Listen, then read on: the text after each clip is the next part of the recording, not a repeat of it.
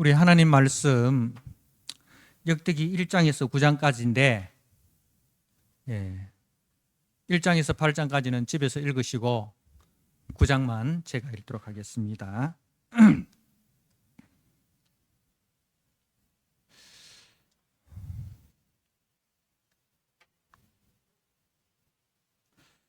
역대상 9장 1절입니다.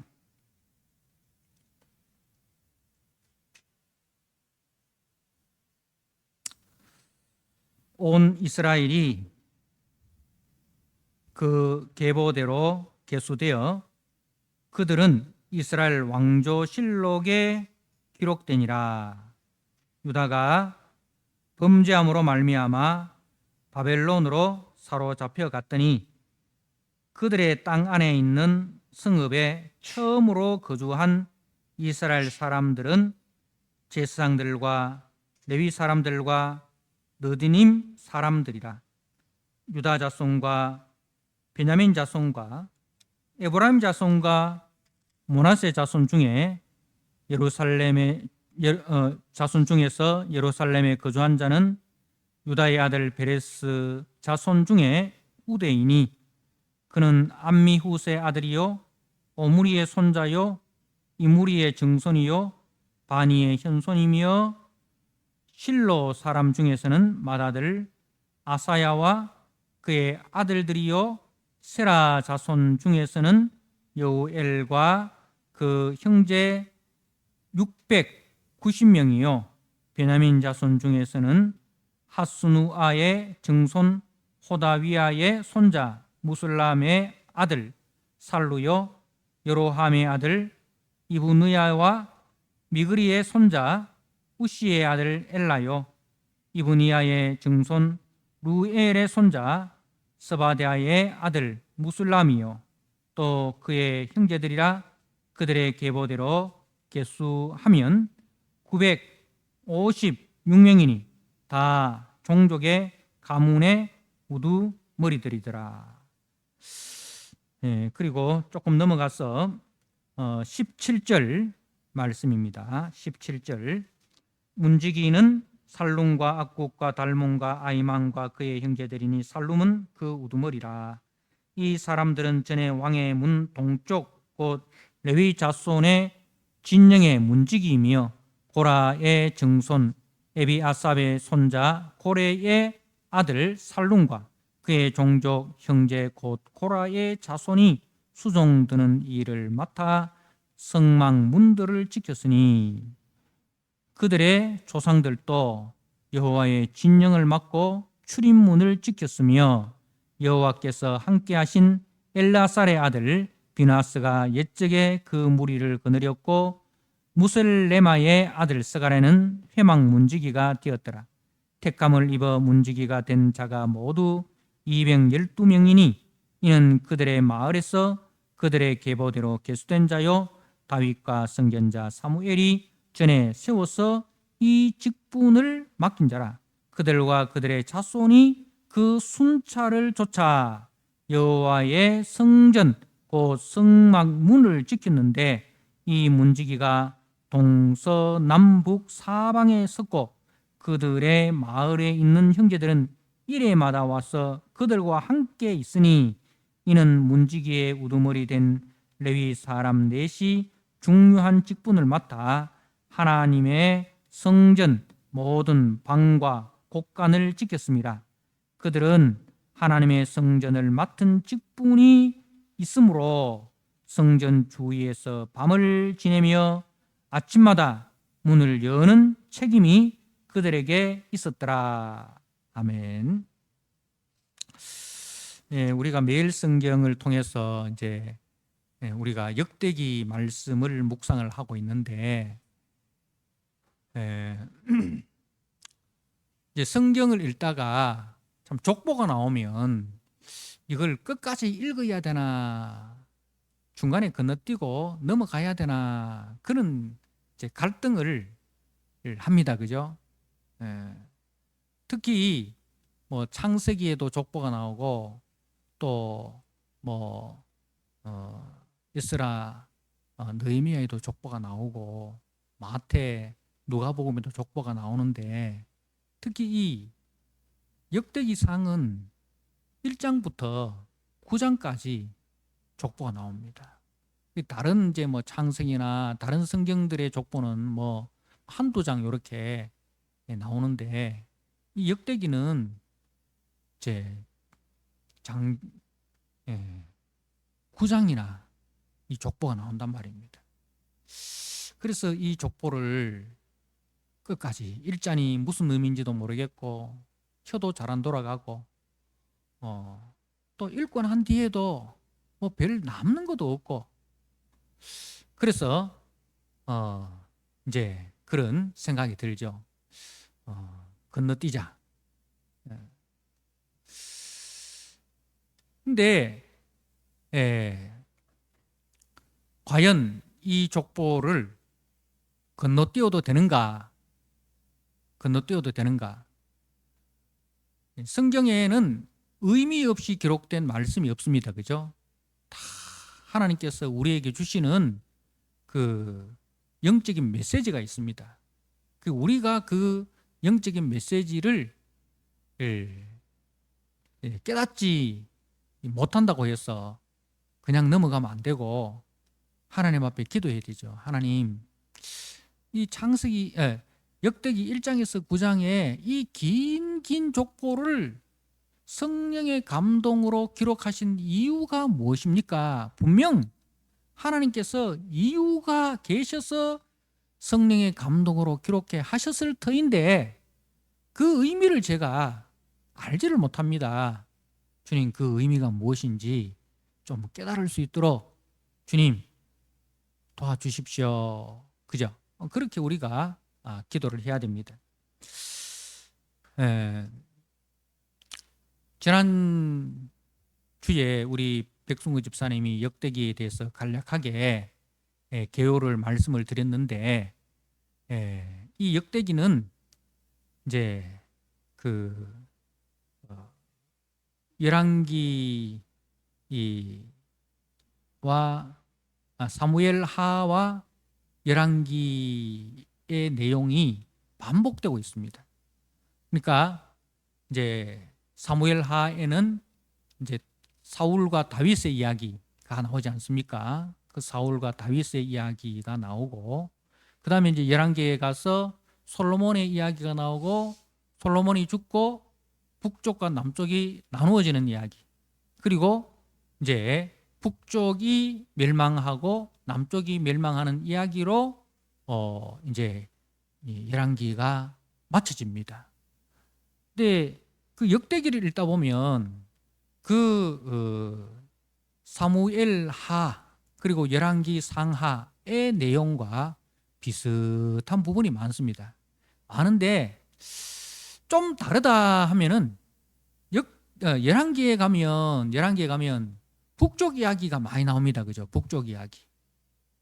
특히 이제 우리가 북쪽에 그 아합 왕조,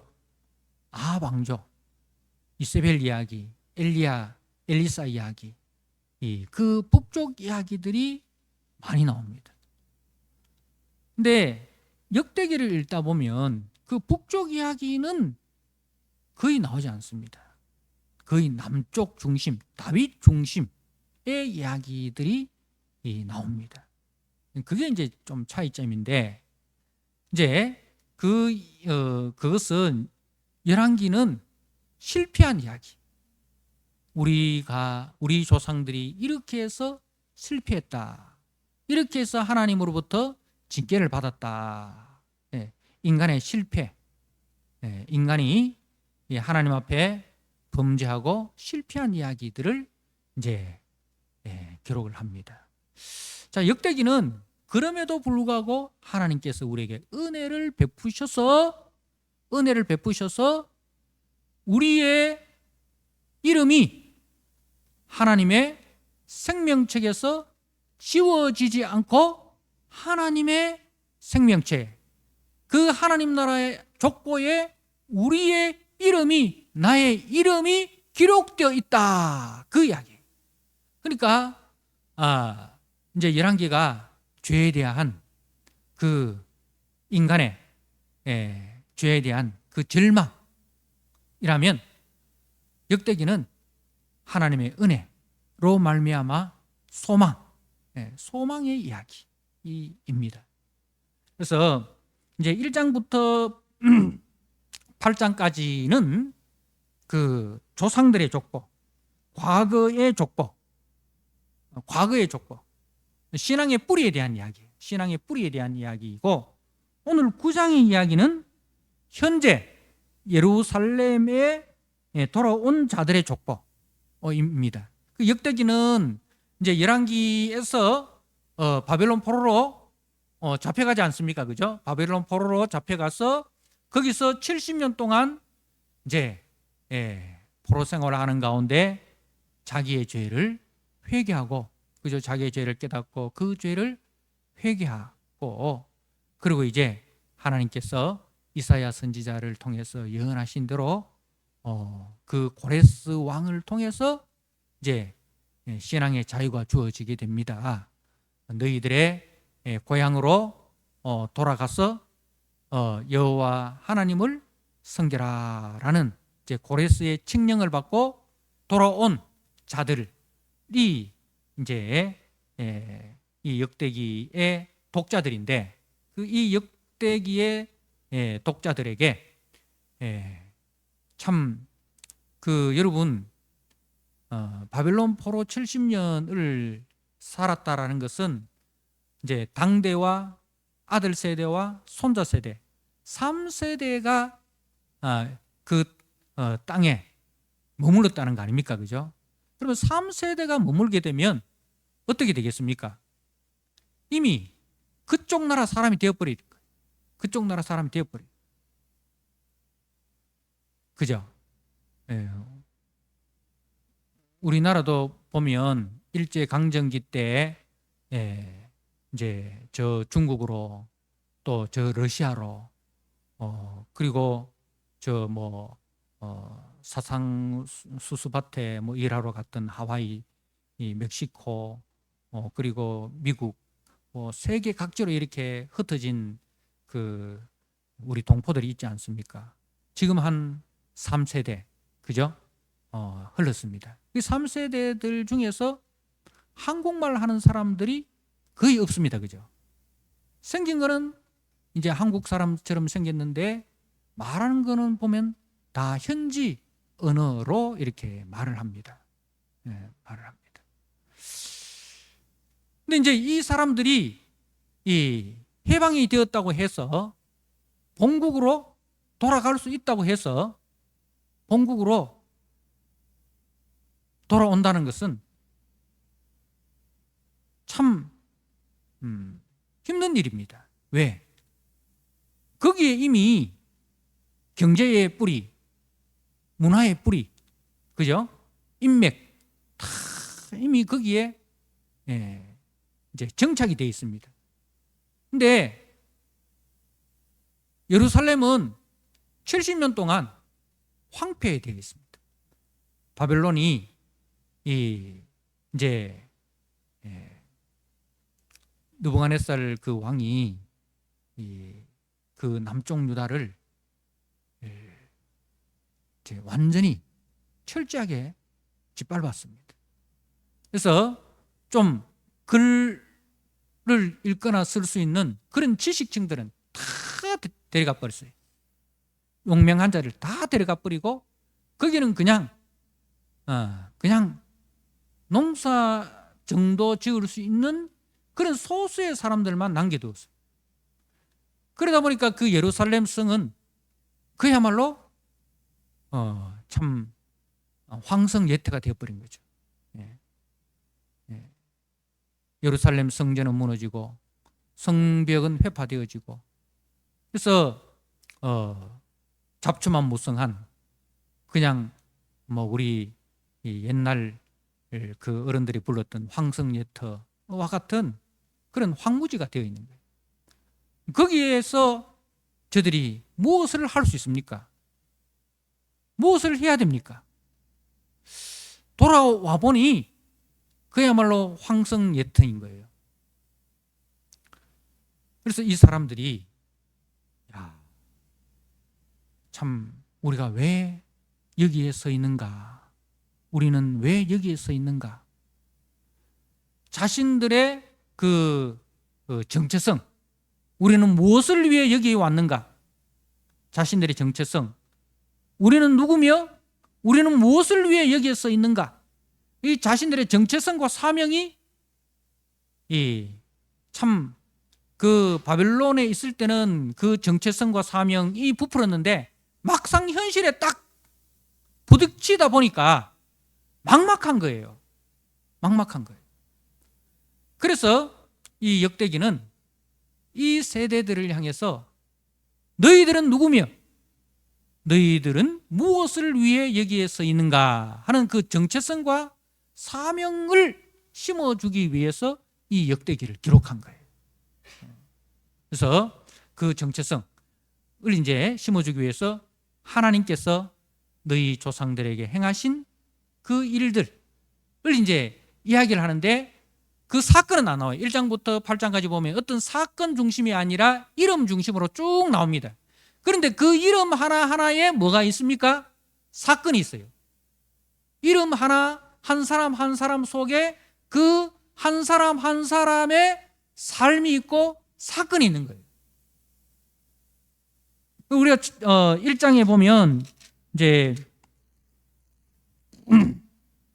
아담, 셋, 에노스, 게난, 마할랄렛, 야렛, 에녹, 무두셀라, 라멕, 노아, 셈, 함, 야벳 이렇게 이름이 쭉 나옵니다. 이름만 있고 사건이 없어요.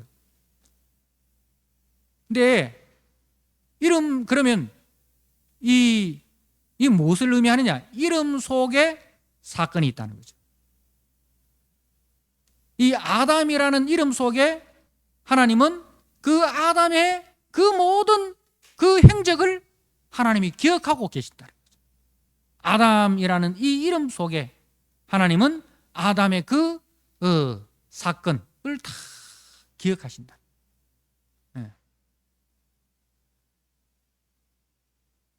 그러니까 우리의 이름이 생명책에 기록되어 있는데 그 이름 속에 우리가 행한 모든 일들을 하나님이 기억하신다는 거죠. 근데 그 일들을 기억하시는데 하나님께서는 이제 우리가 하나님 앞에 선한 일도 했고 악한 일도 했지 않습니까? 근데 우리 하나님께서는 선한 일만 기억하신다. 왜? 우리의 이름을 보실 때 누구의 이름을 통해서 우리의 이름을 봅니까?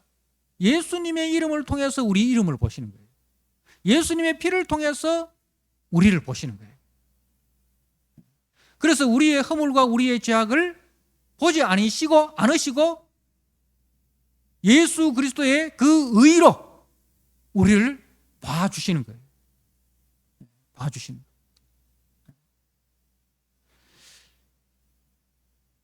그래서 이 역대기 1장에서 8장까지는 이제 뭐냐면은 하나님이 행하신 일입니다. 하나님이 행하신 일.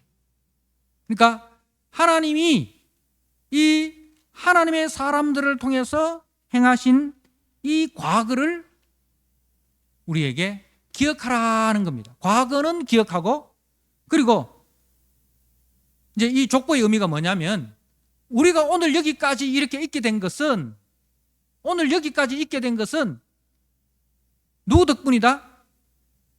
과거에 이 하나님의 족보에 기록되어 있는 그 한 사람 한 사람의 수고와 헌신과 땀과 눈물이 있었기 때문에 오늘 내가 여기에 서 있게 된 것이다. 그 과거를 기억하라는 거예요. 족보는 그런 의미예요. 족보는 이제 그래서 하나님께서 저들을 기억하듯이 너희들도 너희들의 신앙의 뿌리를 기억하라. 너희들의 신앙의 뿌리를 기억하라. 그들의 눈물과 그들의 수고와 그들의 헌신 위에 너희들이 서 있다. 그래서 이제 이제 유다 같은 유다 사람들의 족보를 쭉 이렇게 볼까 아닙니까? 그 볼 때에 뭐가 있습니까? 감격이 있는 거예요. 이런 어려운 형편 속에서도 우리 조상 유다가 그렇게 헌신했구나. 이런 악조건 속에서도 우리 조상 요셉은 보디발의 아내의 유혹에 넘어가지 않고 그 유혹을 뿌리치고 끝까지 믿음을 지키고 악을 악으로 갚지 않고 선으로 악을 이겼구나. 그 형제들이 자신을 팔았지만 그러나 자신이 그 형제들에게 보복할 수 있는 힘이 주어졌지만 힘은 보복하는 데 쓰는 게 아니고 힘은 어디에 쓰라고 하나님이 주신 것이냐? 힘은 나의 개인의 복수를 위해서 사용하는데 쓰는 것이 아니라 힘은 원수를 사랑하는데 쓰는 것이구나. 요셉을 통해서 이제 그것을 기억하게 하는 거예요. 그래서 세상 사람들은 힘을 가지고 복수하는 데 이제 쓰는 거예요. 근데 그런 사람은 하나님이 주신 힘을 가지고 복수하는 데 쓰는 사람은 어떻게 됩니까? 오늘 우리가 그 멜성경을 통해서 이제 사울이 이제 죽는 이야기, 그죠? 그리고 이제 그 사울이 죽고 다윗이 온 이스라엘의 왕이 되는 이야기들을 이렇게 보았어요. 근데 하나님이 주신 그 힘을 가지고 사울은 어디에 썼습니까? 어디에 썼습니까? 이제 다윗을 죽이는데 그 힘을 썼습니다. 그죠? 사람을 죽이는데 그 힘을 썼어요. 그런데 누가 죽습니까? 다윗이 죽습니까? 사울이 죽습니까? 예? 죽이려고 한 다윗은 살고, 그죠? 예. 오히려 사울이 죽임을 당합니다. 그것도 누구의 손에? 원수의 손에. 그것도 자기 혼자뿐만 아니라 자기 자식들까지 함께. 근데 다윗은 어떻게 됩니까? 다윗은 오히려 온 이스라엘이 그 다윗을 왕으로 추대를 하는 거예요. 추대를 하는 거예요. 그러니까 힘은 이렇게 사용해야 되는구나. 그걸 이제 이야기를 하는 거예요. 세상도 마찬가지예요. 세상도 자기가 가지고 있는 힘을 가지고 남을 죽이는 데 쓰는 사람은요, 결국은 그 힘이 부메랑이 되어서 자기를 죽입니다. 그러니까 우리 믿음의 사람들은 이런 역사적인 교훈을 통해서 절대로 우리가 가진 힘, 우리가 가진 지혜, 우리가 가진 돈, 우리가 가진 그 모든 것을 가지고 우리는 살리는 일에, 교회를 살리고 가정을 살리고 이웃을 살리고, 그죠? 사람을 살리고 그 일에 우리가 사용을 해야 되지, 그 힘을 가지고 자기를 과시하고 그 힘을 가지고 사적으로 복수하는 때 사용을 하면 하나님께서는 그 사람으로 하여금 폐가 망신케 하는 거예요. 이제 그런 것들을 이제 이야기를 하는 겁니다. 우리가 해야 될 일이 무엇인가? 과거의 조상들을 통해서 우리가 어떻게 살아가야 하는가? 자, 그래서 이제 하나님이 행하신 과거를 기억하게 하고, 그 다음에 이제 희망의 메시지, 미래를 소망하게 하는 거예요. 자, 오늘 우리가 이렇게 설 수 있었던 것은 과거에 우리 조상들의 신앙의 그 뿌리, 우리 할아버지가 우리 아버지에게 하나님의 말씀을 가르치고 우리 아버지가 우리에게 하나님의 말씀을 가르쳐서 우리가 그 신앙의 뿌리를 잃지 않았던 것처럼 나도 내 자녀에게 하나님의 말씀을 부지런히 가르쳐야 되겠구나. 부지런히 가르쳐야 되겠구나. 그 가르친다는 것은 뭐예요? 그냥 지식적으로 가르치는 것이 아니라 내가 그 하나님의 말씀에 헌신하고 순종하는 그 삶을 살아야 되겠구나. 그 삶을 통해서 자녀들이 배우는 거예요. 자녀들에게 마땅히 가르칠 바를 가르쳐라 고 했을 때 그 가르침이라는 것은 지식적으로 가르치는 것뿐만 아니라 그 말씀의 길로 네가 먼저 걸어가라는 거죠.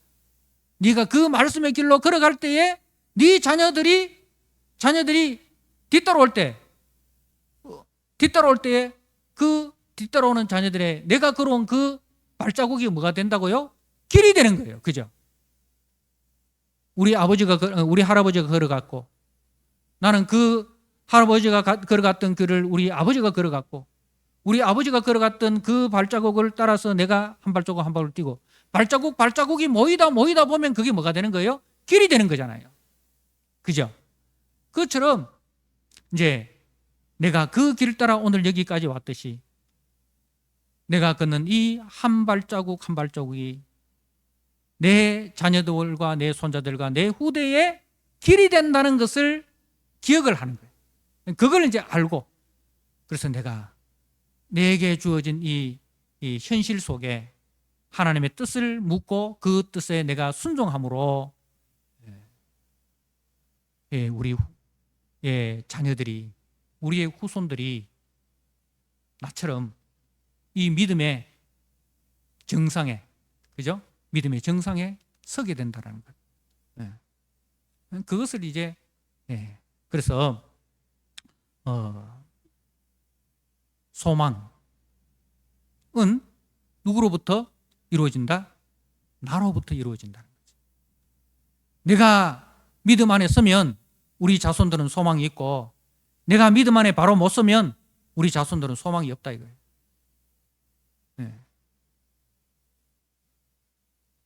그래서 자녀들에게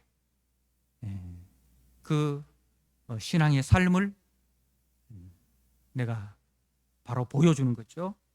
그래서 이제 이 9장은 바로 그 현재 예루살렘에 돌아온 자들의 족보 이야기를 하는데, 그 족보를 이제 보여주면서 여기에도 이 하나님의 족보에, 하나님의 생명책에 네 이름이 기록되어 있다.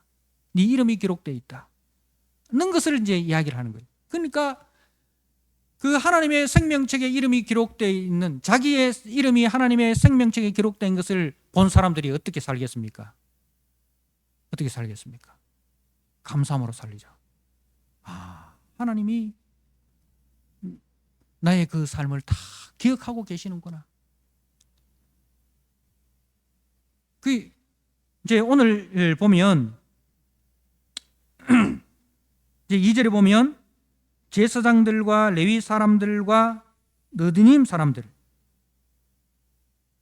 그들의 땅 안에 있는 성읍에 처음으로 거주한 이스라엘 사람들은 제사장들과 레위 사람들과 느디님 사람들이라 했는데, 이 느디님 사람들이 누구냐 하면 이제 느디님이라는 것이 바쳐진이라는 뜻이에요. 바쳐진 사람들. 그러니까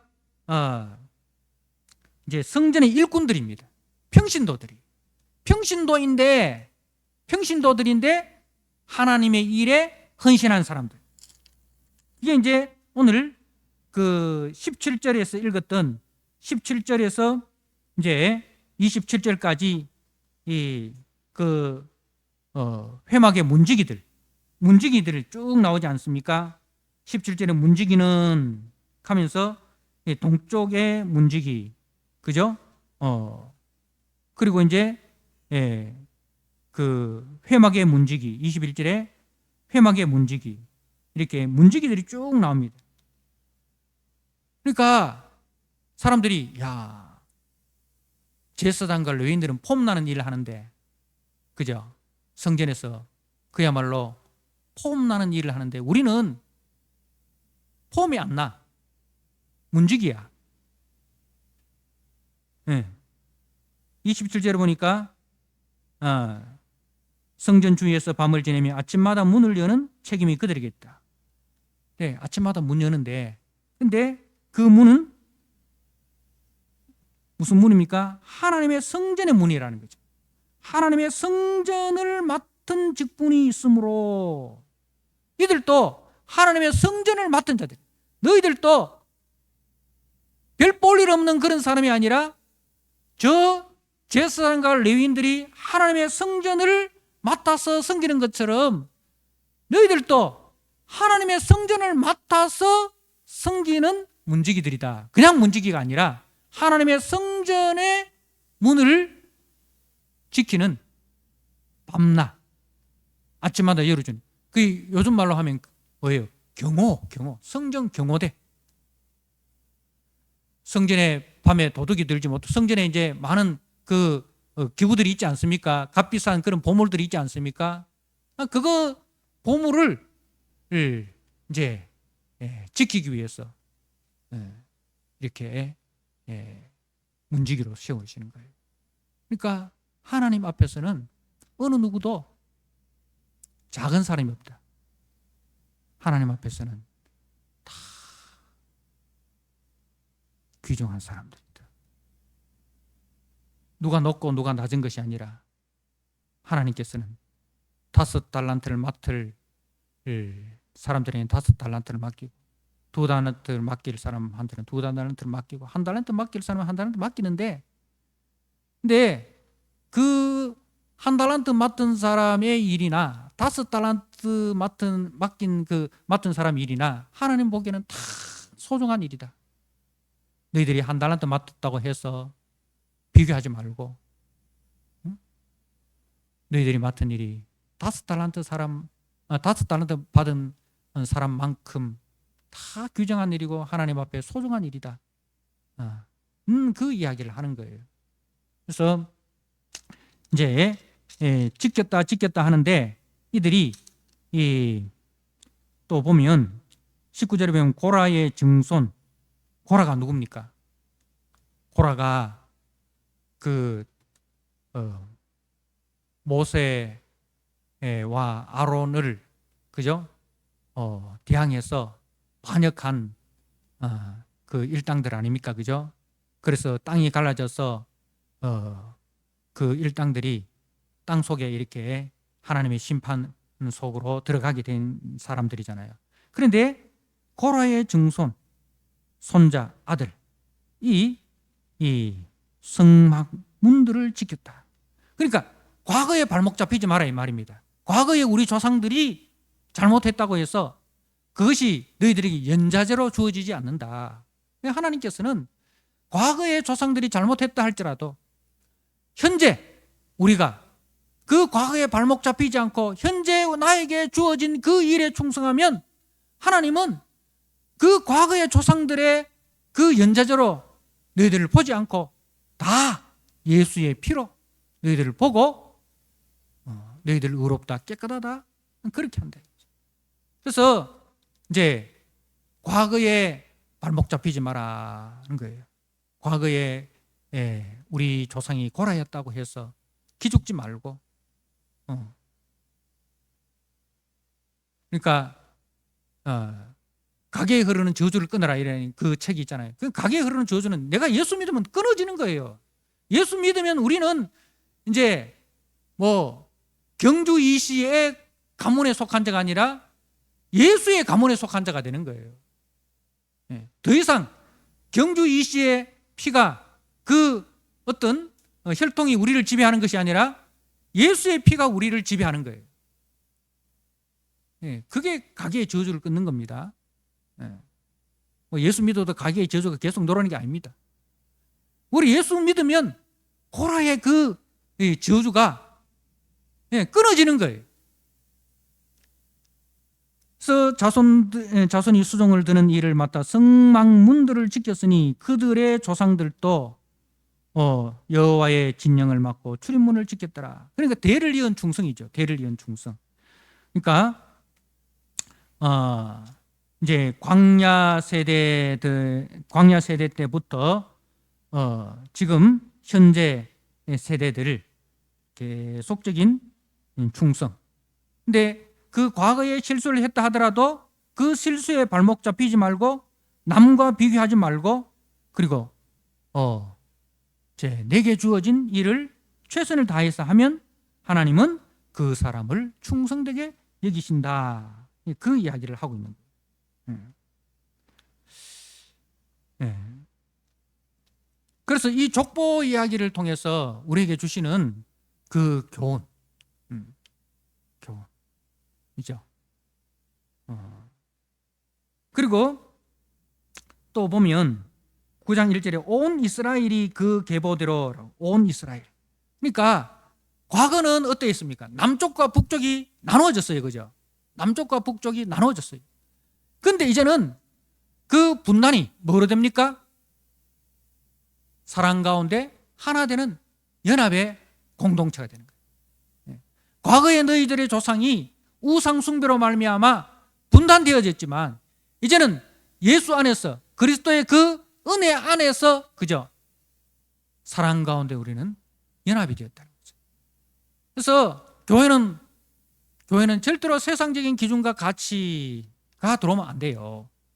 교회는 세상은 늘 뭡니까? 분열과 갈등이, 공산주의, 자유민주주의, 그죠? 이런 이제 늘 분열하잖아요. 영남, 호남, 남쪽, 북쪽, 정규직, 비정규직, 이런 식으로 계속해서 남성, 여성, 이런 식으로 계속해서 혈통과 학력과 인종과 이런 것들로 계속 갈등 구조를 만드는 거예요. 분열과 갈등의 구조를 만드는데 그리스도 안에서는 그럼 그 모든 갈등과 분열의 구조가 아니라 그리스도의 사랑으로 다 사랑 가운데 하나 되는 거예요. 사랑 가운데 서로 화목하고 사랑 가운데 서로 하나 되는, 그래서 온 이스라엘이라고 돼요. 온 이스라엘. 온 이스라엘. 그래서 교회 안에는 남자나 여자나 종이나 자유인이나 그죠? 흑인이나 백인이나 가난한 자나 부자나 차별이 없는 거예요. 차별이 없는 거예요. 그래서 우리가 공산주의냐 자유민주주의냐, 자유민주주의를 지키는 것이 그것이 꼭 복음이라고 생각을 하는데 자유민주주의도 하나의 인간이 만든 제도에 불과한 거예요. 공산주의보다 나을 뿐이지 자유민주주의가 천국이 아닙니다. 그죠? 목사님들 중에서 자유민주주의를 강조하시는 분들이 계세요. 자유민주주의가 꼭 성경적인 것처럼 이야기를 하는데 이 자유민주주의가 공산주의, 인간이 만든 제도 중에서 공산주의보다 낫고, 그리고 그것이 이제 왕정, 그죠? 왕이 다스리는 것보다 낫고 독재 국가보다 낫고 그런 그 중에서 나을 뿐이지 그것이 그 자유민주주의가 천국이 아닙니다. 자유민주주의에도 허점이 많아요. 인간이 만든 제도이기 때문에. 성경은 자유민주주의를 넘어서 있습니다. 자유민주주의를 넘어서 있습니다. 물론 자유민주주의가 인간의 이제 우리 기독교를 핍박하지 않고 그 기독교의 복음이나 모든 종교의 자유를 허용을 해주기 때문에 이제 좋은 거죠. 공산주의는 모든 종교를 부정하기 때문에 그런 거지. 상대적으로 우위에 있는 거지. 자유민주주의를 지키는 것이 그것이 우리 기독교인의 사명인 양 그렇게 생각하면 안 된다는 거예요. 제가 자유민주주의를 부정하는 게 아니고, 그러니까 이 기독교의 가치라는 것은 인간이 만든 그 어떤 이데올로기, 어떤 사상과 비교할 수 없을 정도로 완전하고 완벽하고 좋은 것이다라는 그 이야기입니다. 그래서 우리는 복음을 지키는 일을 해야 되지, 이 인간이 만든 제도나 인간이 만든 어떤 이데올로기나 인간이 만든 어떤 그 사상을 유지하기 위해서 복음을 거기에 갖다 붙이면 안 된다는 거예요. 복음은 그 어떤 것과도 비교 불가능할 정도로 좋은 것이다. 우리는 복음을 지키는 사람이 되어야 된다. 근데 복음을 지키지 못하면 하나님께서 우리를 어떻게 합니까? 공산주의한테 갖다 붙여볼 수 있는 거예요. 그러니까 이스라엘이 하나님이 주신 복음을 지키지 못하니까 하나님께서 그 이스라엘을 어디 갖다 붙입니까? 느부갓네살이라는 그 악독한 왕한테 종으로 팔아버리지 않습니까? 거기서 70년 동안 포로 생활을 하고 거기서 이제 깨닫는 거예요. 우리가 하나님 앞에서 범죄했기 때문에 우리가 이 고난을 당하는구나. 다시 복음으로 돌아갈 때 하나님께서 이제 예루살렘으로 돌려보내시는 거예요. 그러니까 이제 공산주의가 뭐가 됩니까? 하나님의 진노의 막대기가 되는 거죠. 네. 느부갓네살이 하나님의 진노의 막대기가 되었듯이. 근데 그 느부갓네살도 교만할 때 하나님께서 그 느부갓네살이라는 막대기도 하나님께서 부러뜨려 버리잖아요. 마찬가지인 거예요. 우리가 이 자유민주주의 체제 안에서 신앙생활을 제대로 안 하면 하나님께서 우리를 그 악독한 나라에 갖다 붙일 수 있는 거예요. 우리는 그렇기 때문에 우리는 자유민주주의를 지키는 게 우선순위 아니고 우리는 복음을 지키는 것이 우리의 가장 큰 우선순위가 되어 있는 거예요. 이 자유민주주의 안에서 바른 신앙생활을 하라 이 말입니다.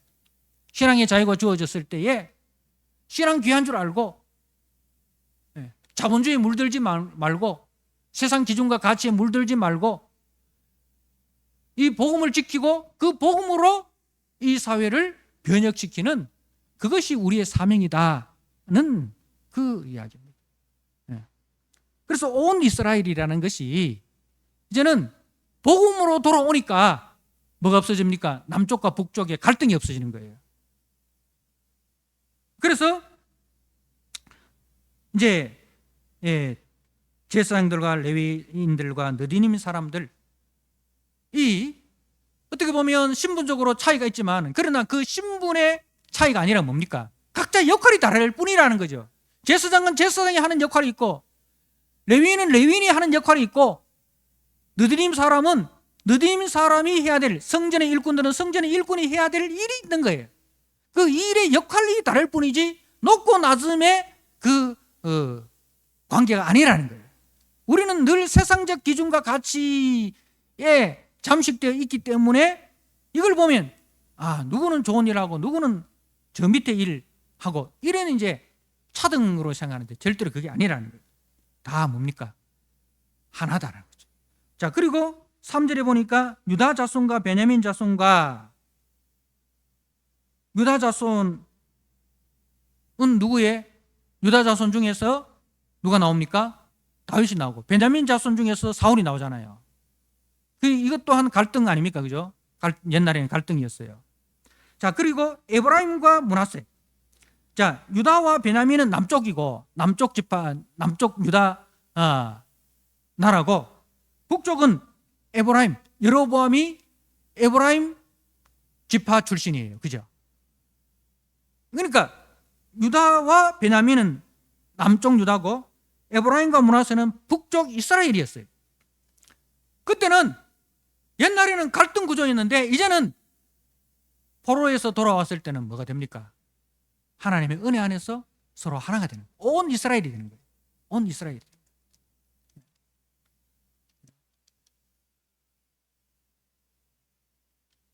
그래서 그 회복된 복음 안에서 회복된 공동체의 모습은 더 이상 죄로 말미암아 우리가 분열하고 죄로 말미암아 우리가 서로 시기하고 질투하고 갈등하고 싸우고 그죠? 했던 것들을 다 몰아내고 그것은 다 뭐예요? 죄예요. 죄.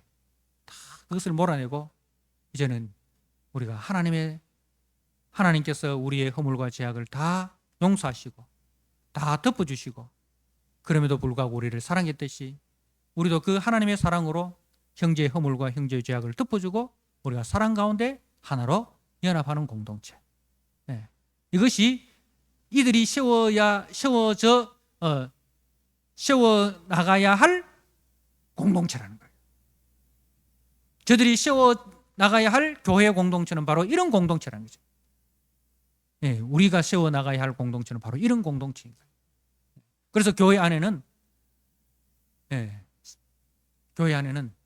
어느 누구도 차별받지 않고 어느 누구도 소외되지 않고 모두가 그리스도 안에서 존귀하고 아름다운 존재로 자신도 그렇게 느끼고 옆에 있는 사람도 그렇게 느끼고, 그죠? 그래서 그 인간이 만든 그 사상이나 인간이 만든 그 이데올로기로 인해서 이제 갈등하고 분열하던 그것들은 다 내려놓고 이제는 그리스도 안에서 우리가 서로 형제가 되었어. 힘 있는 사람은 그 힘으로 남을 죽이는 데 쓰는 것이 아니라 그 힘으로 연약한 자를 돕고, 그죠? 공동체를 세우는 일에 그 힘을 쓰고, 그죠? 네. 하나님께서 능력을 주시면 그 능력을 가지고 교만하지 않고 남들 앞에서 우쭐거리지 않고 그 하나님이 주신 달란트인 줄 알고 그 달란트로 약한 자를 섬기고 교회를 섬기는 그 일에 헌신하는 그런 사람이 되라는 거죠. 그래서 이 9장의 족보는 현재의 이야기인데, 현재는 우리가 어떻게 살아가야 되느냐? 믿음의 발자취를 따라서 하나님의 은혜 가운데 우리가 살아가야 된다. 우리가 그렇게 살면 우리의 다음 세대들은 우리로 말미암아 뭘 먹게 됩니까? 우리가 뿌린 그 이제 열매를 먹게 되고 우리가 심은 나무의 그 열매를 먹게 되는 거예요. 그 열매를 먹게 되는 거예요. 그래서 참 오늘 말씀을 통해서 이 9장에 여러분의 이름도 함께 있다는 것을 꼭 기억하시고, 또 여러분들이 이 믿음의 족보 속에서 해야 될 일이 무엇인가, 여러분들이 어떤 사람은 레위인이 될 수도 있고 어떤 사람은 제사장이 될 수 있고 어떤 사람은 느드님 사람이 될 수 있지만은 그것으로 인해서 높고 낮음을 비교하지 말고 내게 주어진 그 자리에서 내게 주어진 그 사명감을 가지고 그리스도의 마음으로 사랑하고 그리스도의 마음으로 섬길 때 우리가 서 있는 이 공동체는 하나님이 기뻐하시는 사랑의 공동체가 되고 화목한 공동체가 된다는 것을 꼭 기억하시고 그렇게 한 주간 또 여러분의 삶의 자리에서 이렇게 살아가시는 믿음의 거장들이 다 되시기를 주님의 이름으로 축복합니다. 아멘. 이 시간 우리 같이 한번 합심해서 기도하도록 하겠습니다.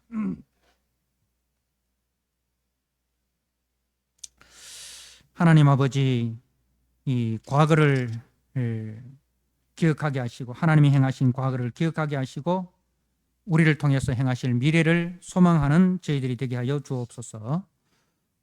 우리의 허물과 죄악에도 불구하고 하나님께서는 우리 주 예수 그리스도의 보혈로 우리의 과거를 다 덮으시고 씻어주셔서 우리로 하여금 하나님 나라의 의의 병기로 저희들을 세워주시니 감사합니다. 현실이 힘들고 어렵더라도 나에게 주어진 사명 잘 감당하여 믿음의 뿌리가 든든하여 나를 통해서 많은 믿음의 열매, 성령의 열매, 사랑의 열매가 맺어서 우리의 믿음의 후배들이 내가 심은 그 나무 그늘에서 안식을 누리고 내가 심은 그 나무의 열매를 먹을 수 있는 하늘에 썩어지는 미랄로 그렇게 서게 하여 주옵소서. 우리가 오늘 주신 말씀 붙들고 합심해서 한번 기도하도록 하겠습니다. 사랑하는 하나님 아버지, 오늘 역대상 9장 말씀을 통해서 은혜를 주심을 감사합니다.